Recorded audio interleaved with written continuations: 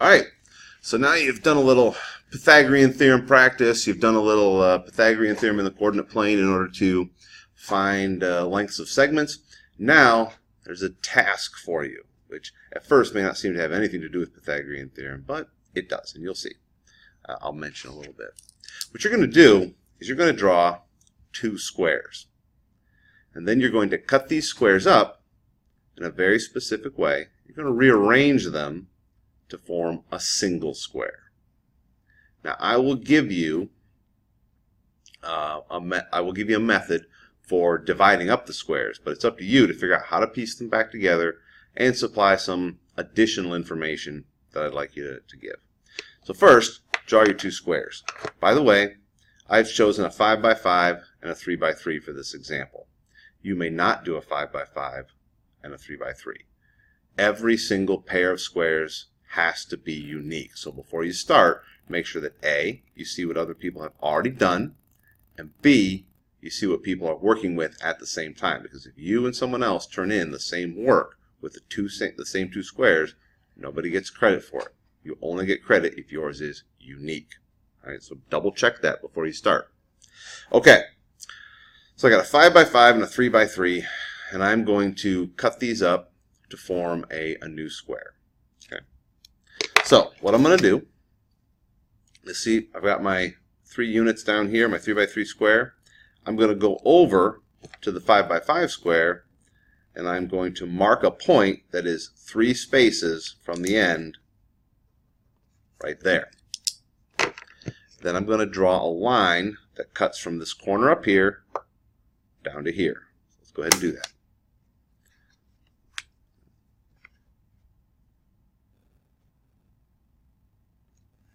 So let's go down to there.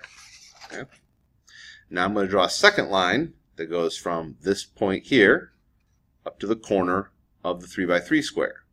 So again, I chose, because this was 3 spaces over here, I chose 3 spaces over here, and I'm going to draw a line from that point up to the corners of the 2 squares over here. So I'll draw a second one in.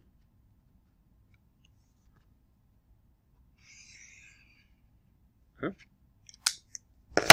So now these are the 1, 2, 3, 4, 5 different pieces that I'm dealing with. I'm going to show you, turn this around here.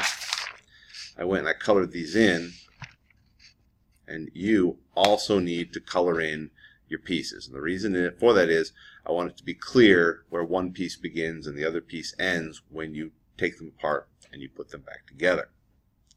So again, you're going to take these, take a pair of scissors, you're going to cut them all up, and you're going to reform them into a new square. Now, hold up. Let me talk about something first. No, actually we don't. All right. So you're going to cut this up. You are going to reform them into a single square. I'm going to give you a hint. That square, when you put it back on the grid, because I want you to put it back on the grid, I want you to cut these out and paste them back onto a separate sheet of grid paper. It's going to sit crooked in the grid, kind of crooked. All right. So talk with me before you actually go and paste anything down. I want you to supply some information. Oh, yeah. I want you to supply some information about your square.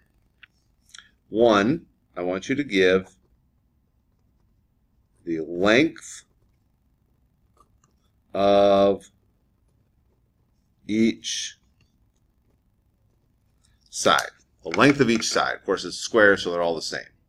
This is where, hint, Pythagorean theorem is going to come into play, which is why I'm telling you in advance that your square is going to sit kind of crooked diagonally in the plane, and each side you won't be able to just count spaces. You're going to have to use Pythagorean theorem to figure out the length. Next, I want you to give the area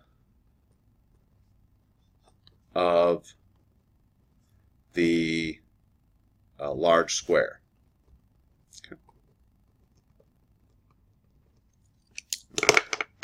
The area of the large square.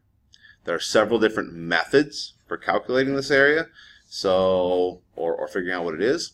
you're going to have to explain somehow or show some kind of work. Talk with me about it. That's fine. To show how you got your area. So the length of each side and the overall area of your square. I want this to be, like I said, you cut these pieces out, paste them onto a separate sheet of grid paper, and then we are going to display them so that in the future when people want to do this again, they'll know that this particular size is already taken. All right. Good luck.